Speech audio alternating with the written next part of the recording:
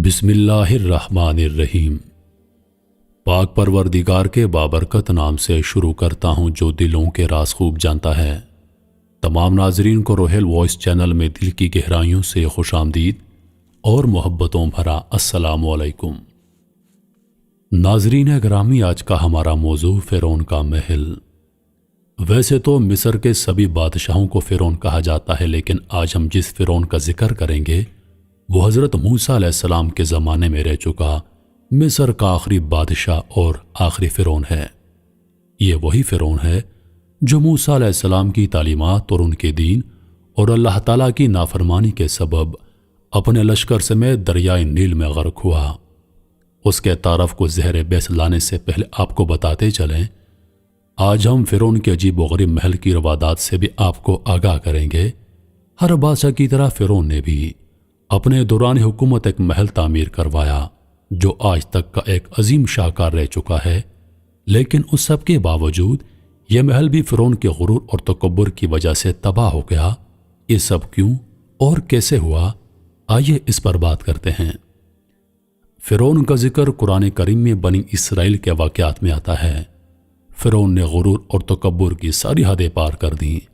मूसा अलैहिस्सलाम ने फ़िरौन को अल्लाह पाक की तरफ बुलाया, लेकिन उसने अपने तकब्बुर की आड़ में अपने आप को खुदा कहना शुरू कर दिया, और यही वो वजह है कि अल्लाह पाक ने फ़िरौन को रहती दुनिया तक के लोगों के लिए निशाने इबरत बना दिया और वो अपने लश्कर समेत दरिया में गर्क हो गया। फ़िरौन की लाश आज भी इस पूरी कायनात के इंसानों के लिए इबरत है। इंसानी तारीख और उसकी अजायबात बहुत कदीम हैं। तारीखी अजायबात का बासानी मुशाहिदा अजायब घरों में मौजूद कदीम ज़मानों की अशिया को देख कर किया जा सकता है, लेकिन हैरत की बात यह है कि हम हतमी तौर पर यह नहीं कह सकते कि खुद अजायब घर कितने पुराने हैं और यह कि सबसे पहला अजायब घर कब कहाँ बनाया गया था। जो कदीम तरीन अजायब घर मिले हैं उनका ताल्लुक बाबुल, मिस्र, चीन और सिंध से है। मजीद यह कि उनमें जो भी अजायबात मौजूद हैं वो ज़्यादा से ज़्यादा 5000 साल पुरानी हैं, यानी अब तक हमारी माजी की सिर्फ 5000 साल पुरानी तहजीबों के आसार मिले हैं। उससे पहले की तारीख को हम नहीं जानते। अजायब घरों का जिक्र करने का मकसद आपको इस बात से आगाह करना है कि आज भी हमारे लिए इबरत का निशान बनी हुई हैं। हम बात कर रहे हैं फ़िरौन की लाश के बारे में। अल्लाह पाक कुरान करीम में फरमाते हैं, और हम फ़िरौन की लाश को महफूज रखेंगे ताकि बाद में आने वालों के लिए वो बाइस इबरत हो। फ़िरौन की हुनूत शुदा लाश 1898 में दरियाए नील के करीब तबीसिया के मुकाम पर बादशाहों की आबादी से दरियाफ्त हुई। बादशाहों की आबादी उस जगह को कहा जाता है जहां कदीम मिस्री अपने फ़िरौनों को दफनाया करते। इस पर एक मुकम्मल और तफसीली वीडियो हमारे चैनल पर मौजूद हैं, अगर आप देखना चाहते हैं तो उसे देखिए। फ़िरौन की लाश को बादशाहों की वादी से काहिरा मुंतकिल किया गया। 1907 में जब प्रोफेसर एलियट स्मिथ ने उसके हुनूत शुदा जिस्म की पट्टियां उतारी तो उसके जिस्म पर नमक की गहरी तह जमी हुई पाई, जिससे साफ जाहिर था कि एक अरसा कबल यह खारे पानी में गर्क हुआ और उसकी लाश दरियाए नील में महफूज रही। एलियट ने उसकी लाश के मुकम्मल जायजे को अपनी किताब हुनूत शुदा लाशों, जो कि 1912 में शाये हुई, उसमें बयान किया है। उसका कहना है कि अगरचे फ़िरौन की लाश काफ़ी बोसीदा और शिकस्ता हालत में थी, ताहम फिर भी वो एक अच्छे अंदाज में महफूज की गई थी। माहिरीन के मुकम्मल तज्ज़िये के बाद से इस वक्त तक फ़िरौन की लाश को काहिरा के अजायब घर में दुनिया वालों की ज़ियारत और इबरत के लिए रख दिया गया है। काहिरा का अजायब घर इंसानी तहजीब का सबसे बड़ा अजायब घर जाना जाता है। इस अजायब घर में काबा शरीफ की सोने की चाबी, कदीम तरीन इस्लामी दीनार जो सन 699 ईस्वी से ताल्लुक़ रखता है, और कुरान करीम के कदीम हाथ से लिखे गए नुस्खे, उस्मानिया दौर के ज़रूफ और माजी में की गई फलकियात, कीमिया और फ़न तामीर के कदीम आलात शामिल हैं। ये तो था फ़िरौन की लाश का तज़किरा, जिसकी पेशनगोई कुरान करीम से मिलती है। अब थोड़ा इस बारे में बात करते हैं कि क्या वजूहात थी कि फ़िरौन आज भी इबरत का निशान बना हुआ है। मज़ीद उसका महल भी कैसे इबरत की मिसाल बना हुआ है। फ़िरौनों ने मिस्र पर 3000 साल तक हुकूमत की और मिस्र पर कुल 33 फ़िरौन गुजरे हैं। हर फ़िरौन का दौर हुकूमत तकरीबन 100 साल यानी 1 सदी तक रहा है। جن میں سے ہمارے آج کا موضوعاتی فرعون آخری فرعون تھا۔ یہ وہی فرعون تھا جس کا مقابلہ موسیٰ علیہ السلام سے ہوا، جو کہ پانی میں غرق ہوا، اور اس کے ڈوبنے کے ساتھ ہی فرعونوں کا اقتدار ہمیشہ کے لیے ڈوب گیا۔ فرعونوں کا دور حکومت بہت طویل تھا۔ یہ بادشاہ سونے چاندی ہیرے جواہرات اور خزانوں کے بڑے شوقین تھے، بلکہ ان کے خدمتگار بھی کثیر تعداد میں ہوا کرتے۔ یہی وجہ تھی کہ ان فرعونوں میں اپنے دھن دولت کا ایسا غرور تھا کہ یہ اپنے آپ کو نعوذ باللہ خدا کہلوایا کرتے۔ یہ آخری فرعون بھی ایسے ہی غرور کی وجہ سے غرق ہو کر مرا، اور آج تک اقتدار کے نشے میں چور لوگوں کے لیے عبرت کا نشان بنا ہوا ہے۔ فرعون کے نام کے حوالے سے اگر بات کی جائے تو اس میں اختلاف پایا جاتا ہے۔ کچھ کے نزدیک اس کا نام ولید مصعب بن ریان تھا، جبکہ کچھ کا کہنا ہے کہ اس کا نام بن فتح بن رمیس الثانی آخری فرعون کا اصل نام تھا، جو کہ انتہائی ظالم اور متکبر بادشاہ تھا۔ اس نے اپنے دور حکومت میں اپنی رعایا پر طرح طرح کے مظالم اٹھائے۔ یہ لوگوں کو اپنے آپ کو خدا منوانے اور اپنی عبادت کروانے پر مجبور کیا کرتا تھا۔ مصریوں کو یوں لگتا تھا کہ فرعون ان کے اور ان کے دیوتاؤں کے درمیان ربط قائم کرنے کا ایک ذریعہ ہے۔ فرعون نے اپنی قوم کو دریائے نیل کے ذریعے گمراہ کر رکھا تھا۔ وہ ایسے کہ جب یوم نوروز یعنی آتش پرستوں کی عید کا دن آتا اور دریائے نیل ٹھاٹھے مارتا تو عام لوگوں میں یہ اعلان کر دیا جاتا کہ دریائے نیل کو فرعون نے تمہارے لیے پرجوش کر دیا ہے، لہذا اب تم اسے سجدہ کرو، تو لوگ جہالت کی بنا پر یہ مکروہ عمل کرتے۔ ایک سال دریائے نیل کا پانی کم ہو گیا اور اللہ تعالیٰ نے اسے پرجوش موجیں مارنے کی اجازت نہ دی، قحط پڑ گیا۔ لوگ اور ان کے مویشی بھوک پیاس میں نڈھال ہونے لگے۔ چنانچہ پوری قوم فرعون کے پاس گئی اور کہنے لگی، اگر تم ہمارے خدا ہو تو ہم پر رحم کرو اور دریائے نیل کو ہمارے لیے پھر سے بھر دو، تاکہ اس سے ہمارے اہل و عیال کی صحت بحال ہو۔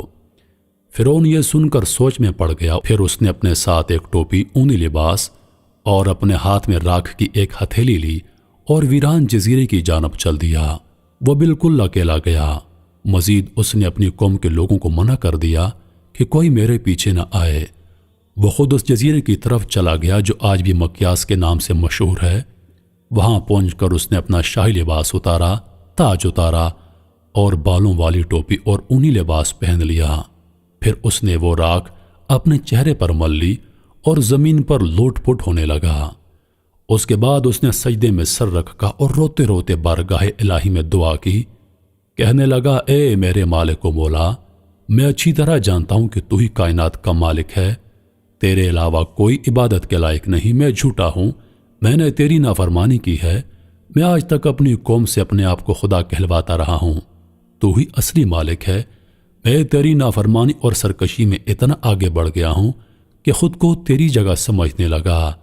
اے خدا، تو ہی اول اور تو ہی آخر ہے، تو نے میرے واسطے اپنا فیصلہ کر لیا، لیکن میں تجھ سے توبہ کرتا ہوں، پس تو میری توبہ قبول فرما اور مجھے میری قوم میں رسوا نہ کر۔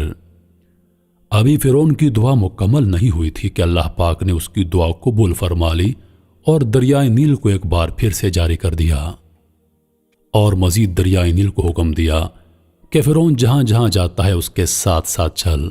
لہذا فرعون جیسے جیسے آگے بڑھتا گیا، دریائے نیل اس کے ساتھ ساتھ چلتا گیا، حتیٰ کہ فرعون اسی حالت میں اپنی قوم کے پاس پہنچا کہ اس کے کپڑے بھی دامن تک پانی سے بھیگتے جا رہے تھے، اور لوگ اپنی آستینوں کو پانی اور کیچڑ میں ڈبو کر ایک دوسرے کو مار رہے تھے۔ اسی بنا پر آج تک مصر میں خوشی منانے کا یہی طریقہ رائج ہے، اور مصری اسے یوم نیروز یعنی دریائے نیل کی طغیانی کا دن کہتے ہیں۔ یہ اس شخص کی توبہ کی مقبولیت تھی جو اللہ پاک کا نافرمان تھا۔ اس کی توبہ کے سبب اس کی دعا ویسے ہی قبول کی گئی جیسے وہ چاہتا تھا، اور اللہ پاک نے اس کی پردہ پوشی فرمائی۔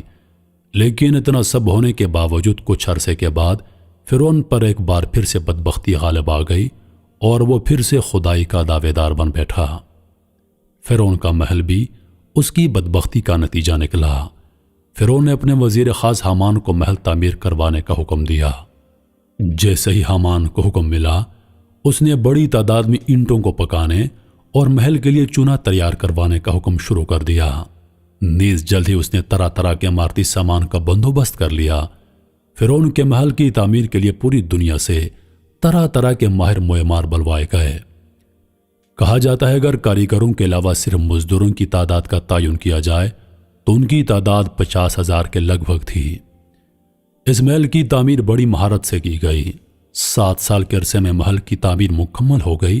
حیرت کی بات یہ ہے کہ اس کی محل کی بلندی اتنی زیادہ تھی کہ جب سے یہ دنیا قائم ہوئی ہے اس محل کی اونچائی کی مثال نہیں ملتی۔ یہ محل فرعون کی خواہش کے عین مطابق تیار کیا گیا تھا۔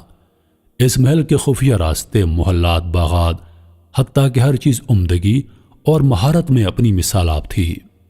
جب محل تعمیر ہو گیا تو فرعون نے اپنے تکبر میں آ کر موسیٰ علیہ السلام سے گستاخی کی۔ موسیٰ علیہ السلام کو یہ سب کچھ ناگوار گزرا۔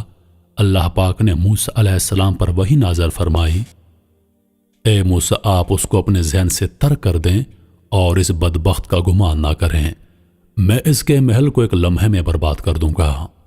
پھر ایک دن کیا ہوا، فرعون اور اس کے ساتھیوں نے محل کی بلندی پر چڑھ کر آسمان کی جانب تیر چلائے۔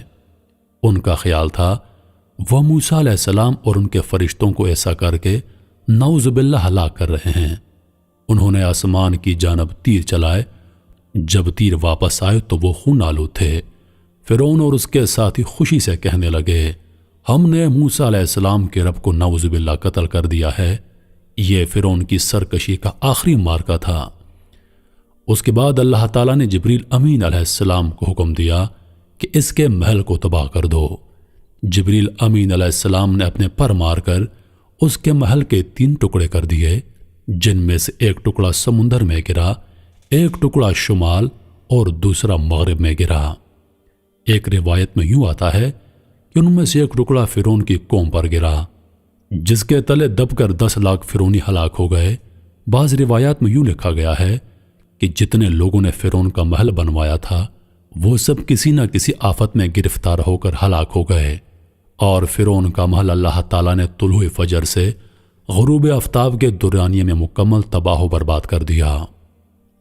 جب فرعون نے یہ سب کچھ دیکھا تو اس کو سمجھ آ گیا کہ یہ سب ایک بار پھر اس کے باطل ہونے کا نتیجہ ہے، تو اس نے موسیٰ علیہ السلام سے جنگ شروع کر دی۔